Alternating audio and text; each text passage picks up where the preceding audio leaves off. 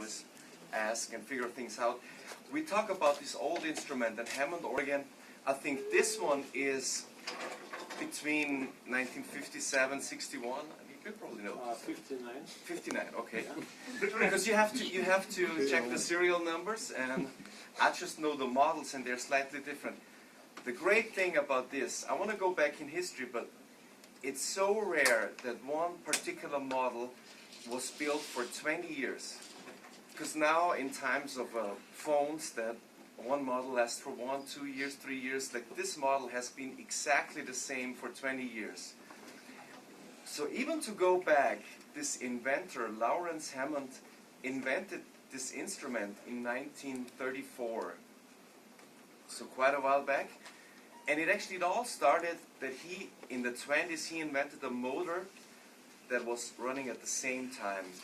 And this is the main principle of this organ too. Like, this motor provides the speed for the tone generator to spin these tone wheels that we can see. And in 1934, he invented the first Hammond organ. And in 1954, the legendary model was invented, Hammond B3 organ, or this model, Hammond C3 organ.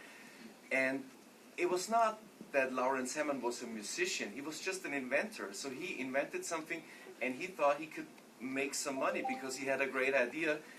And it was the idea behind this to create an organ that is cheaper than a church organ, like a pipe organ, which is big, like you need pipes, and for some of the not so wealthy churches in America, and black churches, gospel churches, they needed cheaper instruments because they were not so wealthy. So he thought, if he invents something that is cheaper, that is like a big market for it. And so he invented the Hammond organ. And at first, it was not allowed to be called organ because an organ needs pipes.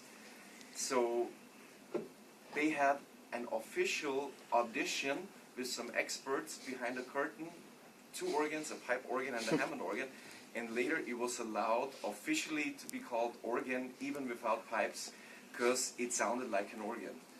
So the idea was to invent this organ, and really it does sound like an organ, like a church organ, but there was one big difference. A church organ has these pipes, and the organ first came without this speaker cabinet. It was just the organ and had a different speaker cabinet. And the problem was the tone was too direct. And in the pipe organ you have this air going in the pipes, and you have like this warm sound. And another inventor, Don Leslie, invented this speaker cabinet where the speakers are facing into this horn that actually doesn't turn. It should turn, but it's old, so we couldn't fix it in time. But the lower one is turning. So with this turning,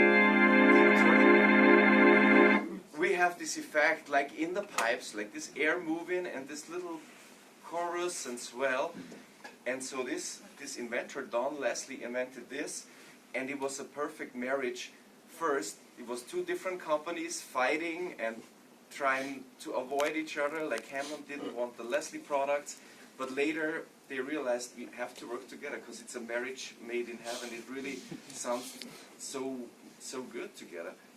And basically the Leslie cabinet, this is how the speaker is called, with a tube amplifier and the speakers facing into this horn and into this drum, turning the opposite way. And when you play, this Leslie effect, that's how it's called now, like the inventor Don Leslie. And when you switch it too fast and get this tremolo, and it sounds beautiful, it enhances the sound, and you have this tremolo. And I want to go back.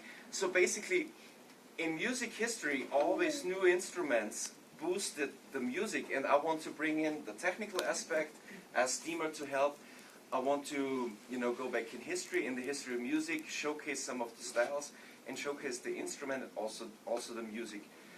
But so we have this invention, and it was the first keyboard, or before you just had acoustic instruments.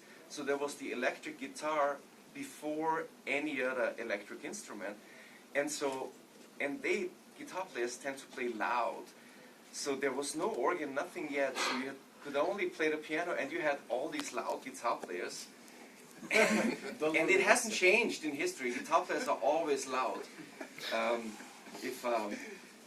I don't see Igor Prado now. It's like the gentleman in way back. It's the guitar player that plays with us tomorrow night, and I think they like to play loud. So once this instrument was invented, a keyboard player could catch up. It was the first electronic keyboard instrument.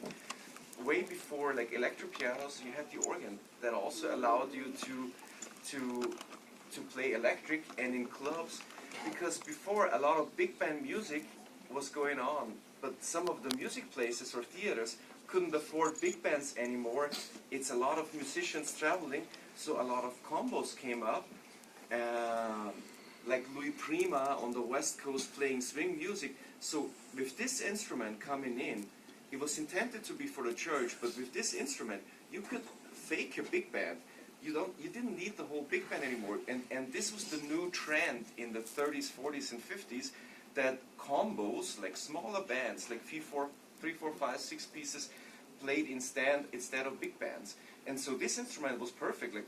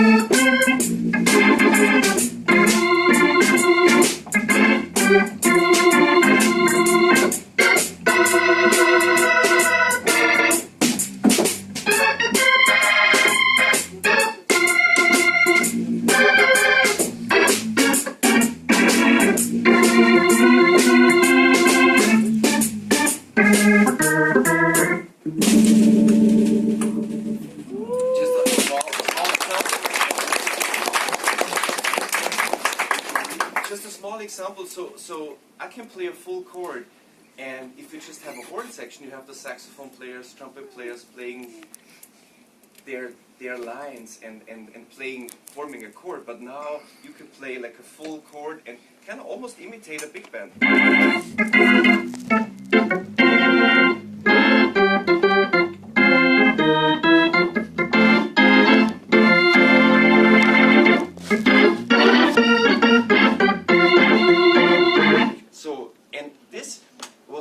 How this organ was used first, and some of the people who bought this organ first were George Gershwin, the composer, or also Count Basie, the big band conductor and piano player, and also Fats Waller, another piano player, and all these people were interested. This is this new instrument, and we could almost sound like a big band just with a drummer and an organ player, maybe a guitar player, and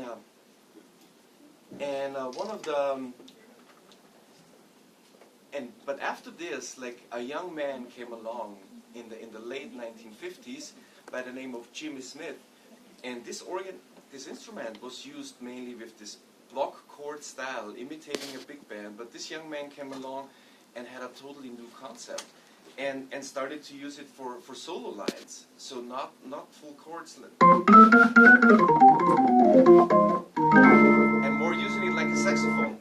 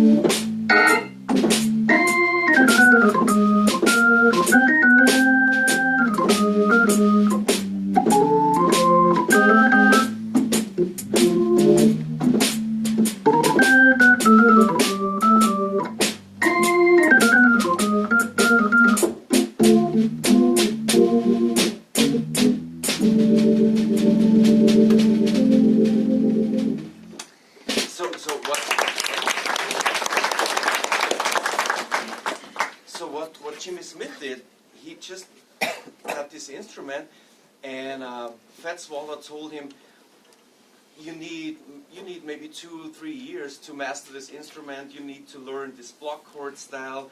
You need to learn how to play bass lines and play the foot pedals and everything. You need 2 years just to come up with this. And he just bought an organ and spent 3-4 months in his garage practicing and redefined how you could play this organ. And going from sounding like this, he started this new style, like playing single note line.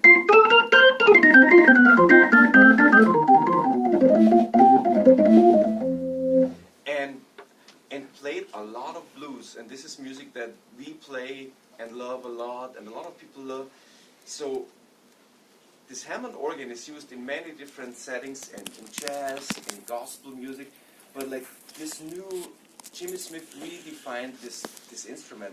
For example, if you take any kind of instrument, you have always one person that takes it to another level. If you take the guitar or rock guitar, you have Jimi Hendrix, who just redefined this instrument. And sometimes this evolution comes with a new instrument, but also one person who has a vision how you could use it. And in this case, this was Jimmy Smith, the organ player, and with blending all these blues lines and the blues scale and blues runs, and not only doing this block chord style, rather playing more like a saxophone. And this is the main difference between the Hammond organ and the piano, because the piano, the way you play it and your touch will define the tone. So if you hit it hard, it's going to sound loud. If you hit it soft, it's going to sound soft and quiet. And if you hit it short, it's going to ring for a while and then disappear. But the organ, there's no touch. It's not touch responsive. So no matter how hard I hit, it doesn't say that it's going to be loud. But if I step down on the gas pedal, on the swell pedal, it's like in the car. If you go for it,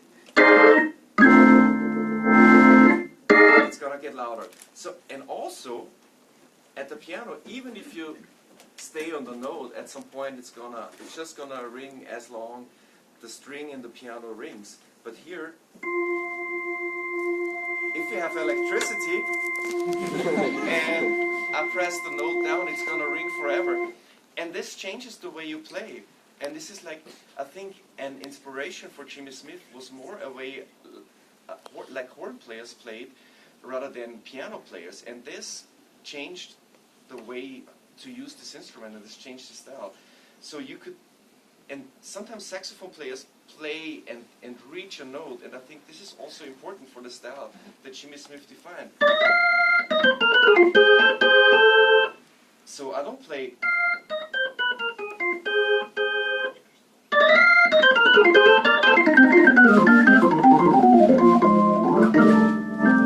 So this is some of the things that happen with this instrument and to the way how you can play it and do it.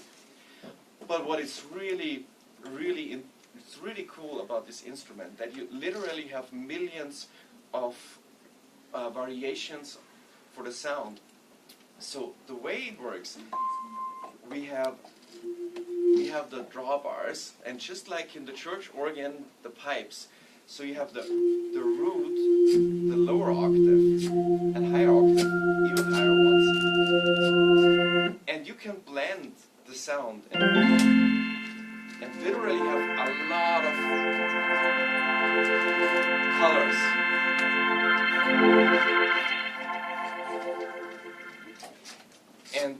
on the music you want to play, and you come up with different sounds.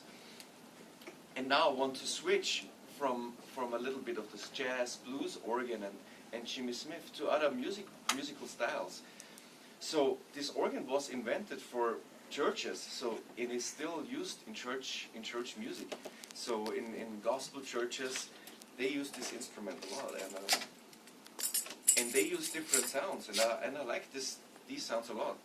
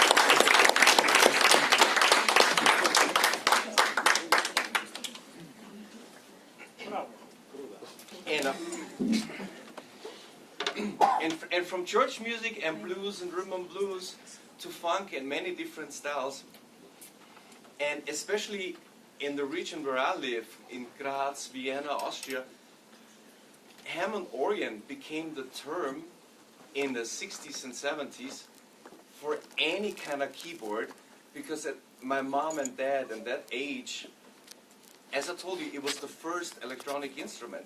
So every party band, every band that played for weddings had to have a keyboard, and this was the first one.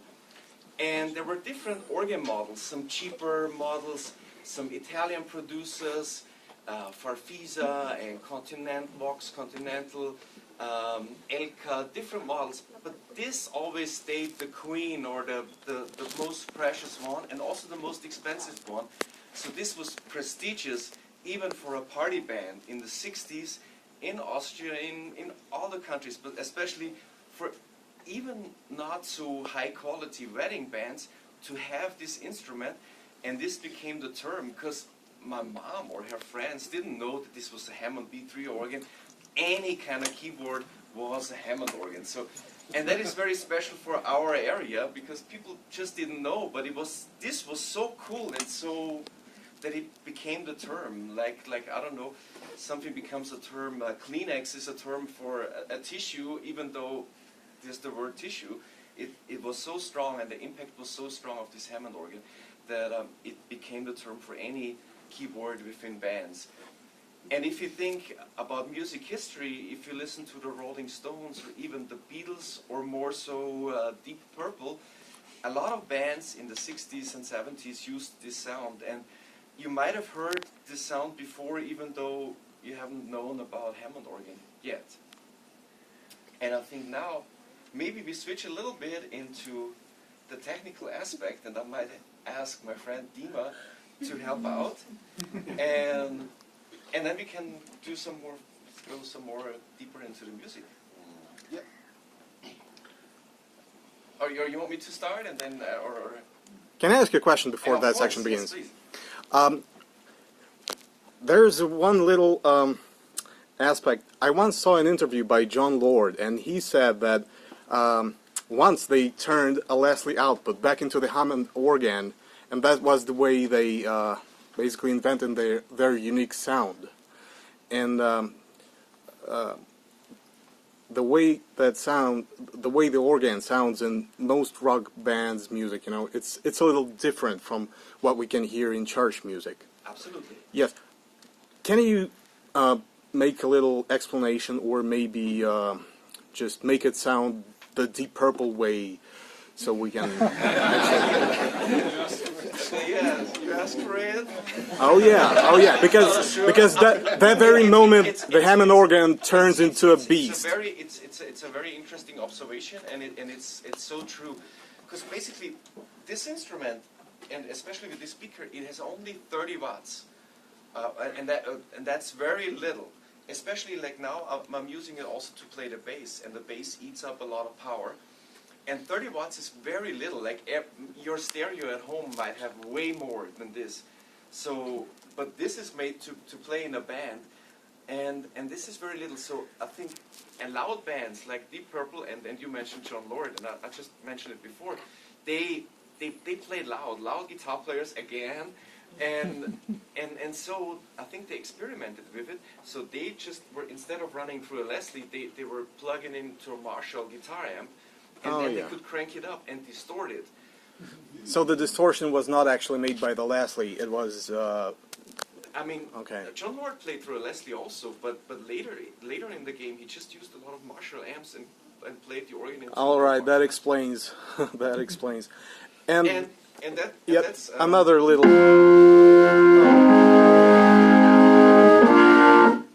And now we have the distortion too, so even without the... How'd you do that? But that is Oh yeah.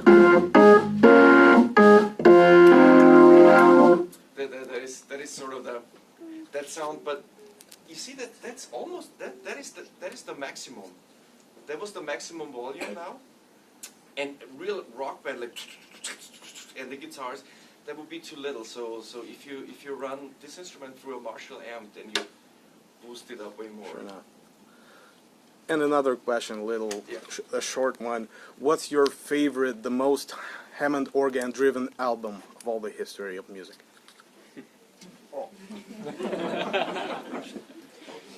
Can you name one? Can you?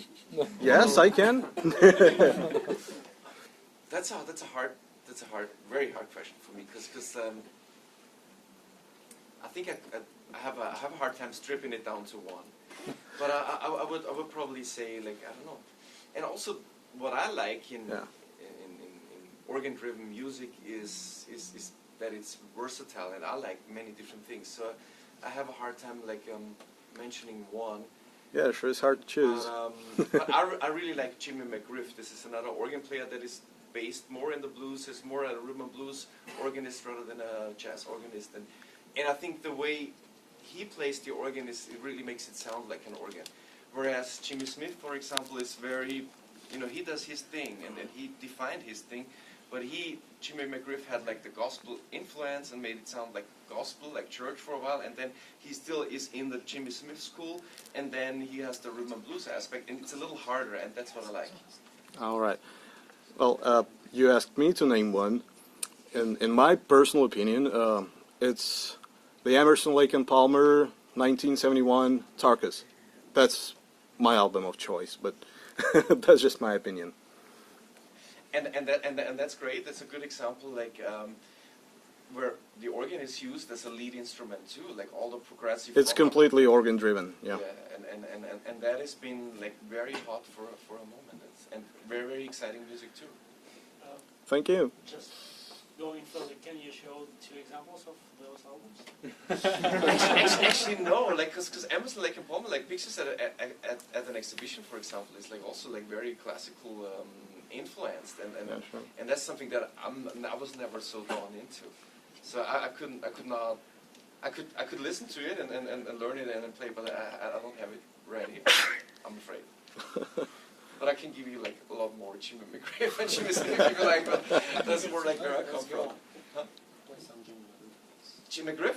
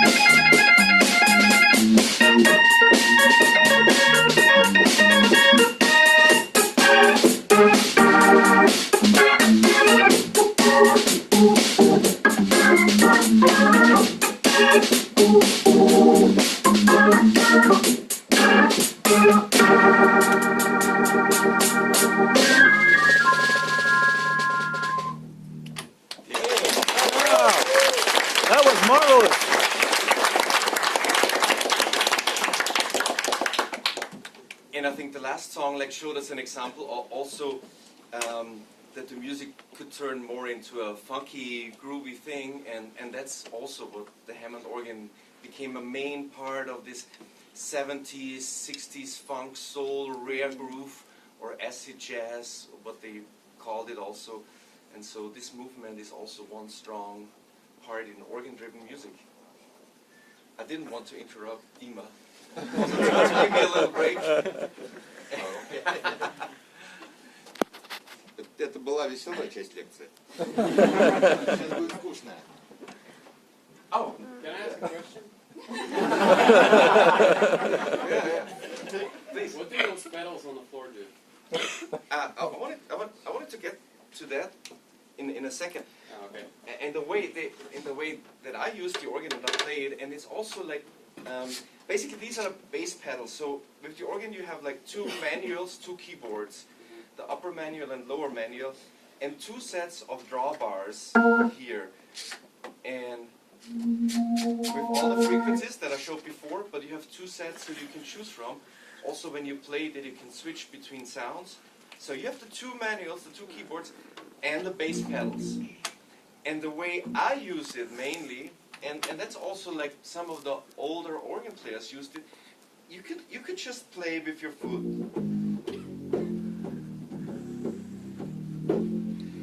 But it's maybe a little too clumsy, like it's too slow. So you could play the same stuff on the lower manual. And double it, and also it sounds almost like a bass drum if you hit it short. So basically, what I do, I play with the left hand. I play most of the bass, but I add a little punch to it.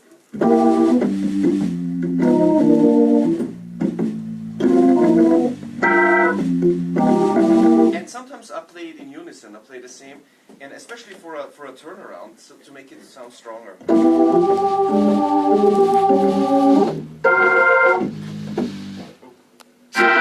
That's what I wanted to play, and that's mainly how I use it. So do you use different keyboards for the... Depends on you. Just for me, it feels more natural that the right hand I play the leads, and for some reason I prefer to play the lead, to play it on the upper manual. It feels more natural, and it also like your focus is more. It's more in your focus. So. And so what I do, I mainly play the leads with the right hand on the upper manual, but it can be reversed. So it could be the lower manual. It doesn't really matter. And the one thing is you have an extra option of sound. On the upper manual you can add a percussion, but it has nothing to do with bongos or percussion instrument. It's this extra pop, and without it would sound like this. And with.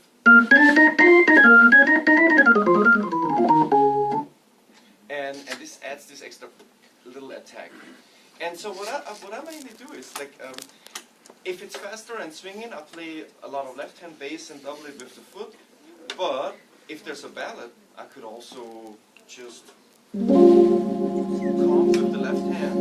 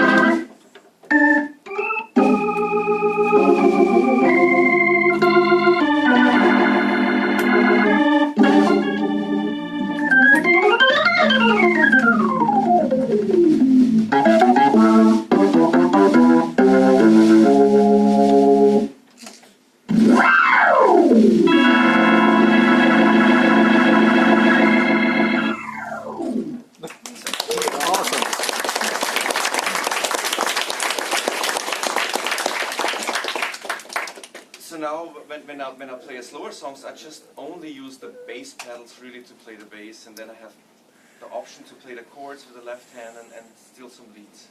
And you can also make different like presets for both of the keyboards, right? Exactly, and that's why there's two sets of drawbars, so you can easier switch, and there's also more options of presets. But presets with this old instrument means that you have all kinds of chords with values, and that is the preset. So it's like you have 8 drawbars and different values. Always the value 8. So 8 drawbars with 8 different options, and there's a chord for everything. And then you put that together and have your preset. But I think that Я попробую вкратце объяснить принцип работы. То есть источником звука в этом инструменте является так называемый тон-генератор, который представляет из себя систему зубчатых колес, которые вращаются с постоянной скоростью, приводятся в движение вот специальным мотором, который очень простой, но он все время работает с постоянной скоростью. Он синхронизируется с переменным напряжением в сети. Вот. И наши зубчатые колеса, которые мы имеем внутри тон-генератора, снимаются обычным электромагнитным датчиком по аналогии с электрогитарой.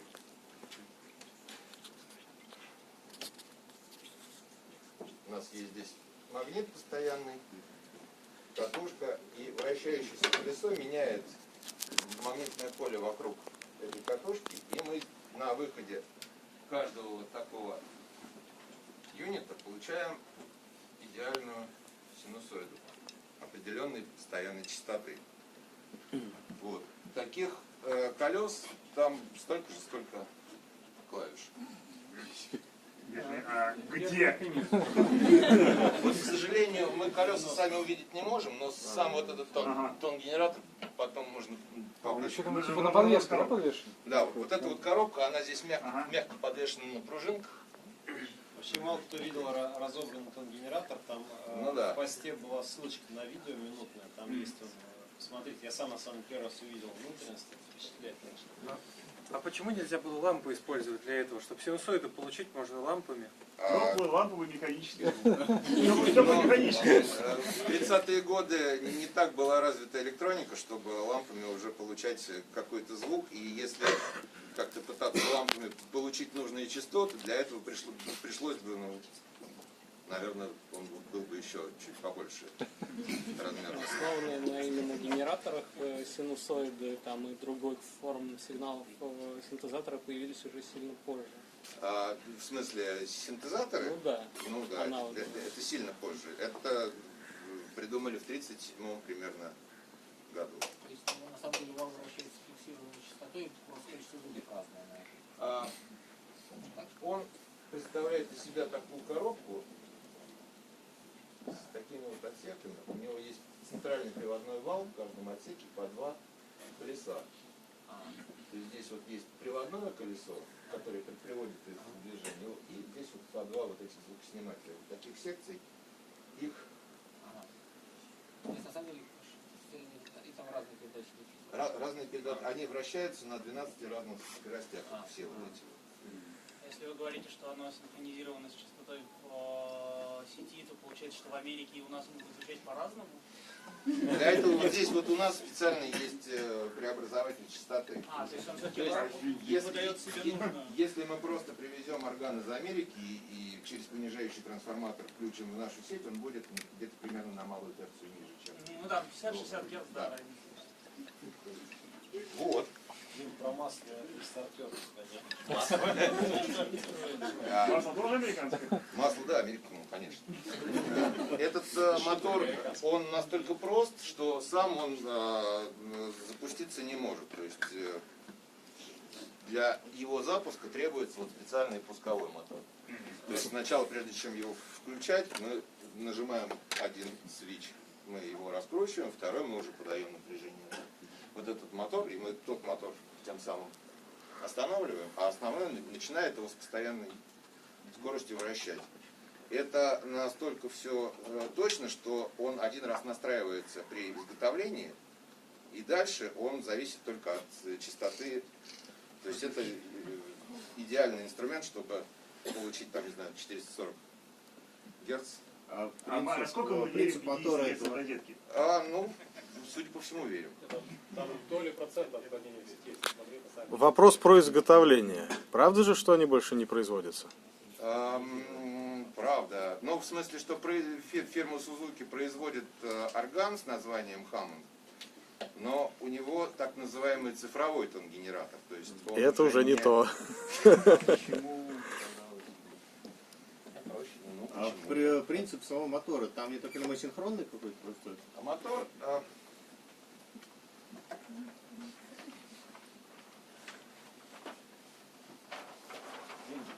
Запустить его со звуком, как считаешь, это не полезно или не полезно? Что? Запустить его со звуком сейчас, разогнать. В смысле, чтобы он взлетел. Мотор представляет из себя две катушки.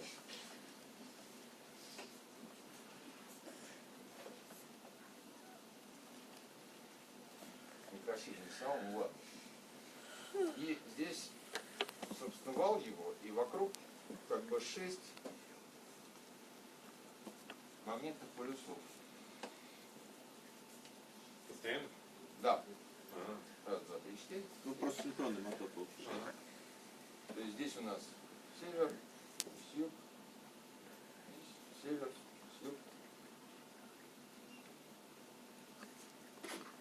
Да.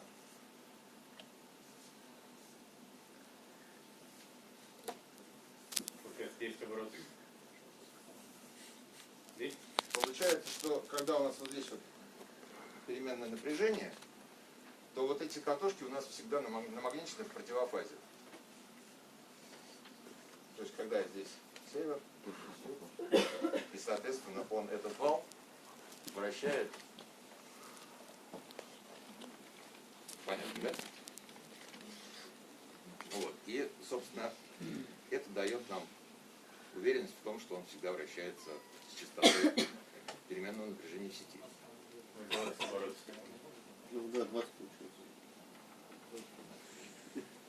Ну вот, там есть очень хитрая система смазки, то есть в нем замена масла производится раз в 10 тысяч. Раз в 10 тысяч лет. Что нас Петрович абсолютно верно. И, собственно, если мы вернемся к нашей синусоиде, то звук синусоида, он сам по себе, конечно, хорош, но, в общем-то, достаточно хорош. Can you play a fundamental of one note? Вот это, так звучит синусоид. Вот, то есть для того, чтобы... Just like to show the sine wave. Single side. Yes, single sine wave. И обычно инструменты, такие как гитара, в них есть очень много обертонов. То есть если у нас у гитары есть струна, и мы ее дернем, она будет вот так колебаться, она будет колебаться вот так вот, она будет колебаться в 3 раза чаще, в 4 раза чаще и так далее. Да, вот, собственно, это так называемые гармоники. Вот, поэтому в органе эти гармоники мы берем просто с соседних зубчатых колес. Система дроу-баров, которую Рафаэль уже упоминал, То есть вот каждый дроу-бар отвечает за свою гармонику. Can you show the harmonics?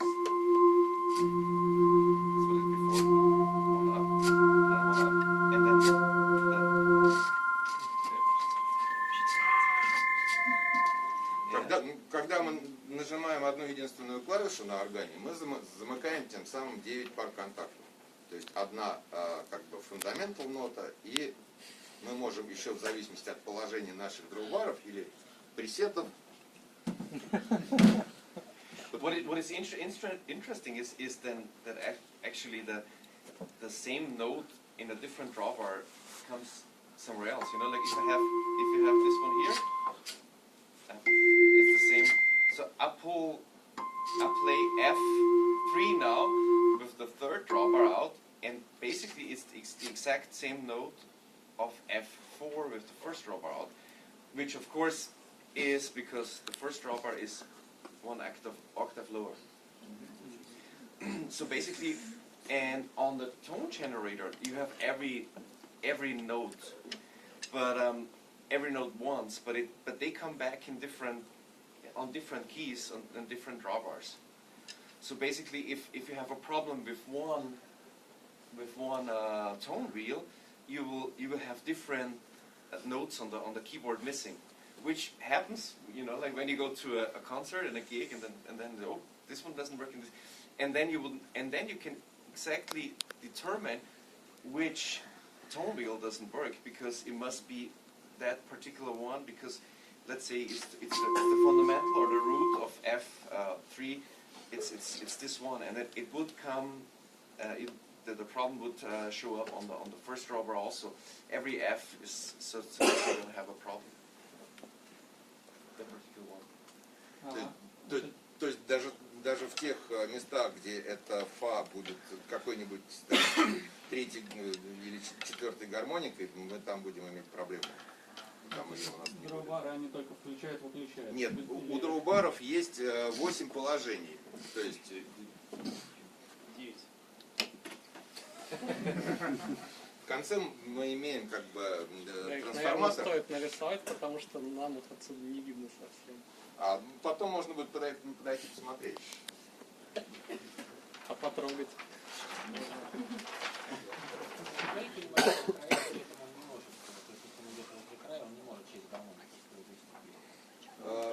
Какая самая низкая? Колес немножко с запасом. Да, их чуть больше. Вопрос насчет этих шестеренок. В каждой шестеренке целое количество зубчиков, а отношение между частотами иррациональное. Что у нас с темпераментом тогда происходит? Там есть приводной вал, то есть у каждой вот этой группы шестеренок у них свое передаточное отношение. То есть они крутятся на 12 разных скоростях, все вот эти группы шестеренок.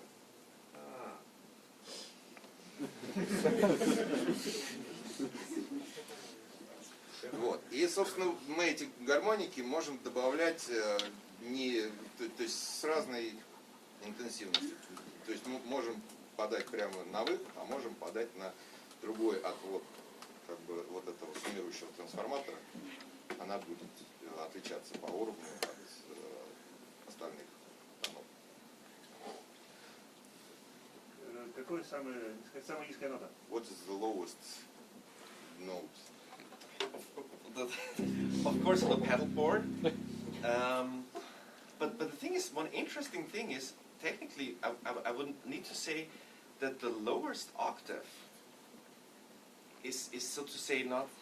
It starts repeating. So at I think it's a C. So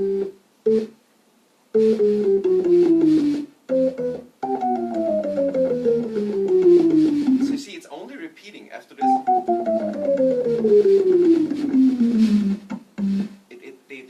They just repeated some of the other drawbars and relinked some of the harmonics, so that there's no tone wheels for the last octave. So they just linked more drawbars on the lower and rewinded that. And some technicians do to modify that to have more bass. But to me, it's maybe one phenomenon in nowadays music. Because of cinema and all the special effects and explosions, we are used to so much low end and bass frequencies, and all the electronic music is just is so huge and big. And if you think about it, in every instrument, in every orchestra, there's no instrument that produces such a low end. And every PA system and every movie is so, and it's bass, it's low, but it's still, it feels good. It's not, and I think this is like a misleading concept of nowadays world. It doesn't need to be so bassy. I mean, I think the concept is that a lot of people dance to electronic music, and a lot of bass makes you dance. But maybe, for my opinion, it's getting too much. You know, it's a misconception, so to say, because in the music that we play, that is a little bit old school, we don't have so much bass. It's just more about the pocket and the way he plays the snare drum and the bass drum. Yuri wouldn't tune it so low. It would be low, and this wouldn't be so low. So this is the lowest, but it's still nothing compared to nowadays music. Compared to piano, is it slower than the piano? Well, the piano has this has 61 keys, and the piano has 88 keys. So the piano is lower, but we have these extra harmonics. So you know, so I can't even tell you, actually, to be honest. The piano has lower notes, especially if you take the real grand pianos. You know, they don't stop at the C, that goes to A, but it's like one octave more. So the piano is lower, but we have the extra harmonics. But this is the lowest. The lowest C on the bass pedals is the lowest note. What is the number of the octave? Well, I would call it C1, but like, C1. yeah, but it's only the first C. So see, sometimes musicians, that's why I need somebody to explain the technical aspect, because I don't care, it sounds good.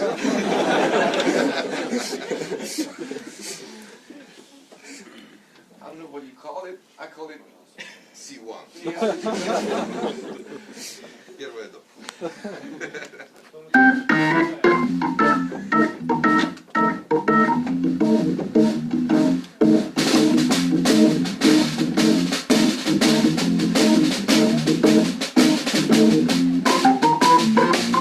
Thank you.